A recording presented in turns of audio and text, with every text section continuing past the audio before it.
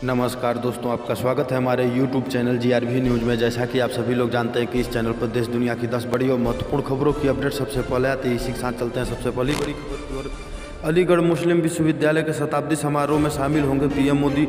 1964 के बाद ऐसा करने वाले पहले प्रधानमंत्री नरेंद्र मोदी अलीगढ़ मुस्लिम विश्वविद्यालय के शताब्दी समारोह में मंगलवार को मुख्य अतिथि के रूप में शामिल होंगे। पीएम मोदी वीडियो कॉन्फ्रेंसिंग के जरिए शताब्दी समारोह को संबोधित करेंगे। यह पहली बार है जब 5 दशक से भी ज़्यादा वक्त में कोई प्रधानमंत्री एएमयू के कार्यक्रम में शिरकत करेंगे।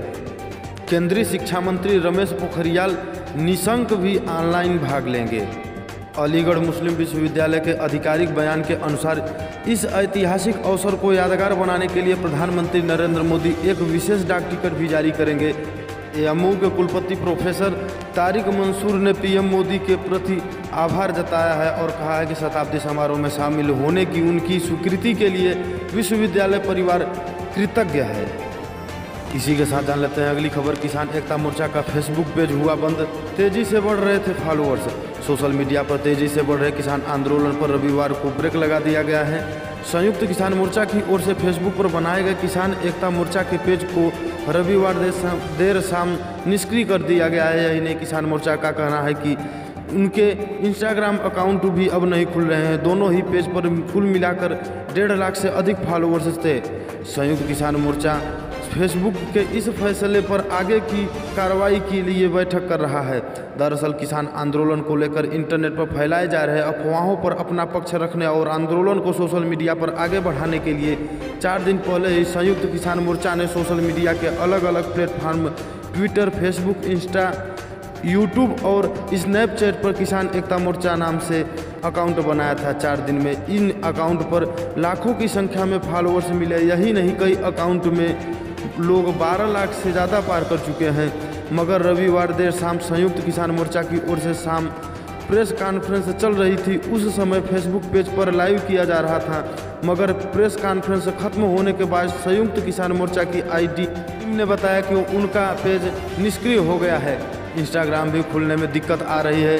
इसे लेकर संयुक्त किसान मोर्चा व आईटी सेल की बैठक चल रही है। इसे लेकर सोमवार को संयुक्त किसान मोर्चा प्रेस कॉन्फ्रेंस करेगी। इसी के साथ अगली खबर। मध्य प्रदेश में 8वीं तक के छात्र घर से ही देंगे परीक्षा। कोरोना के चलते मध्य प्रदेश के सरकारी स्कूलों के 8वीं तक के बच्चों का इस बार होम बेस्ड असाइनमेंट के आधार पर मूल्यांकन किया जाएगा। इसके लिए सभी विषयों का प्रोजेक्ट आधारित मूल्यांकन किया जाएगा। इसमें 60% लिखित और 40% प्रोजेक्ट आधारित होगा। लिखित परीक्षा के लिए वर्कशीट तैयार किया गया है। वर्कशीट शिक्षक विद्यार्थी के घर घर जाकर पहुंचाएंगे। शिक्षकों द्वारा अपनी कक्षा के विद्यार्थियों को हर रोज फोन पर संपर्क कर होम बेस्ड मूल्यांकन प्रक्रिया की सतत मॉनिटरिंग भी की जाएगी, ताकि 100% विद्यार्थियों द्वारा वर्कशीट पूरा किया गया है या नहीं, इसकी जानकारी मिल सकेगी। जनवरी से मार्च तक मूल्यांकन होगा।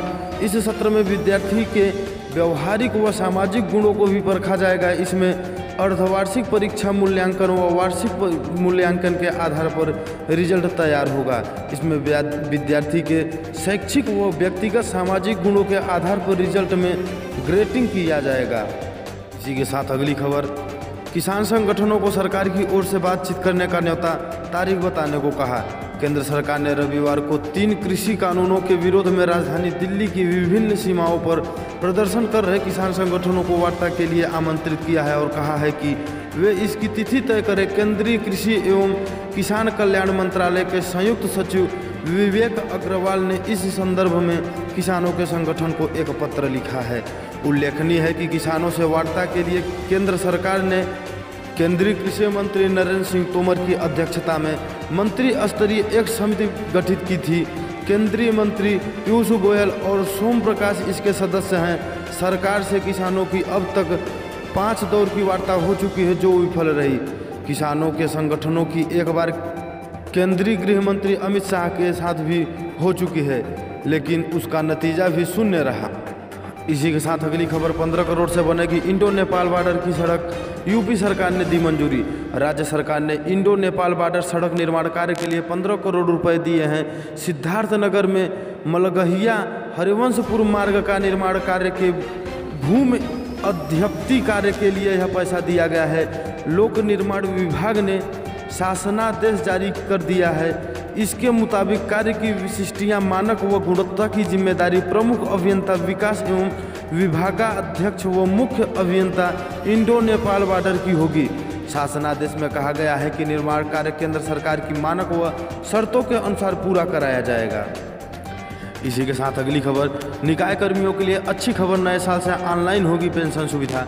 निकायों के पेंशन धारकों के लिए अच्छी खबर है। पेंशन धारकों को पेंशन के लिए निकायों के चक्कर नहीं लगाने होंगे। स्थानीय निकाय निदेशालय उन्हें ऑनलाइन पेंशन की सुविधा देने जा रही है। नए साल यानी 2021 से निकाय के पेंशन धारकों को ऑनलाइन पेंशन की सुविधा मिल जाएगी। पेंशन प्रक्रिया से जुड़े 87 में से 20 बैंकों ने पूरी प्रक्रिया ऑनलाइन कर दी है। निकायों में ऑनलाइन व्यवस्था न होने की वजह से पेंशन धारकों को कई तरह की समस्याओं का सामना करना पड़ रहा है।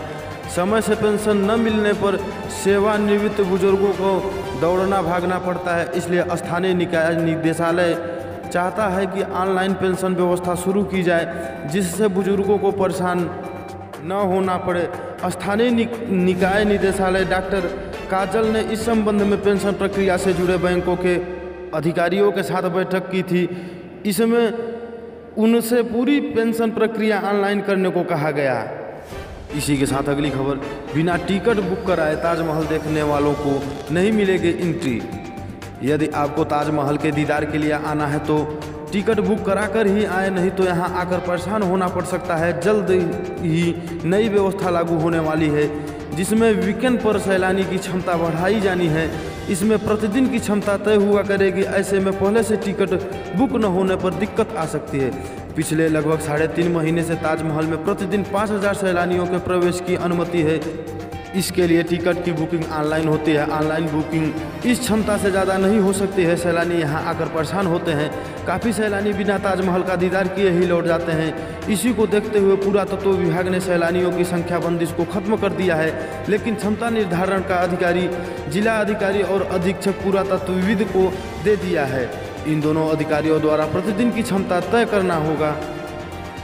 इस स्थिति में यदि कोई सैलानी बाहर से सीधे बिना टिकट बुक कराए ताजमहल का दीदार करने आता है तो उसको यही नहीं पता होगा कि टिकट कितनी बिक चुकी है। ऐसे में काफ़ी परेशानी हो सकती है। सैलानी को एक दिन पहले यहाँ ठहरना भी पड़ सकता है, लेकिन उसे फिर भी ऑनलाइन टिकट की बुकिंग करानी होगी। इसलिए पहले से ही टिकट बुक करा लें। पहले से टिकट बुक करा लेने से सैलानी लपकों के शिकार से बच सकते हैं। इसी के साथ जान लेते हैं अगली खबर। पश्चिम बंगाल में बोले अमित शाह, CAA एक नियम बनाना बाकी, वैक्सीन आने के बाद होगा विचार। पश्चिम बंगाल में 2 दिनों के दौरे के अंतिम दिन केंद्रीय गृह मंत्री अमित शाह ने रविवार को कहा कि संशोधित नागरिकता कानून के लिए सिर्फ नियम बनाना बाकी है। उन्होंने बताया कि कोरोना वायरस की वैक्सीन बन जाने के बाद सरकार आगे विचार करेगी। बंगाल में रोड शो के आयोजन के बाद प्रेस कॉन्फ्रेंस को संबोधित करते हुए शाह ने CM बंगाल के अगले मुख्यमंत्री समेत कई अन्य मुद्दे पर खुलकर जवाब दिए। इसी के साथ जान लेते हैं अगली खबर। यूपी में बढ़ते पर्यटन को नई रफ्तार देगी योगी सरकार। आकर्षक हॉलीडे पैकेज तैयार कर है वन और पर्यटन विभाग। मेक माई ट्रिप, गो, EBO जैसे साइटों की तरह अब यूपी के वन विभाग और पर्यटन विभाग भी हॉलीडे पैकेज मुहैया कराएंगे। योगी सरकार पर्यटकों के लिए यूपी में सबसे अनूठा और आकर्षक पैकेज तैयार कर रही है। टूरिस्टों के लिए पैकेज में वन क्षेत्रों के अलावा यूपी के पसंदीदा डेस्टिनेशन भी शामिल होंगे। इन पैकेजों के जरिए राज्य सरकार उन जगहों को बढ़ावा देगी जिनमें टूरिस्ट डेस्टिनेशन बनाने की पोटेंशियल तो है, मगर पिछली सरकारों की उपेक्षा के कारण अभी तक ये पर्यटकों की नज़र से दूर रही हैं। योगी सरकार उन्हीं जगहों को अब पर्यटन के लिहाज से हॉट डेस्टिनेशन बनाने की तैयारी कर रही है।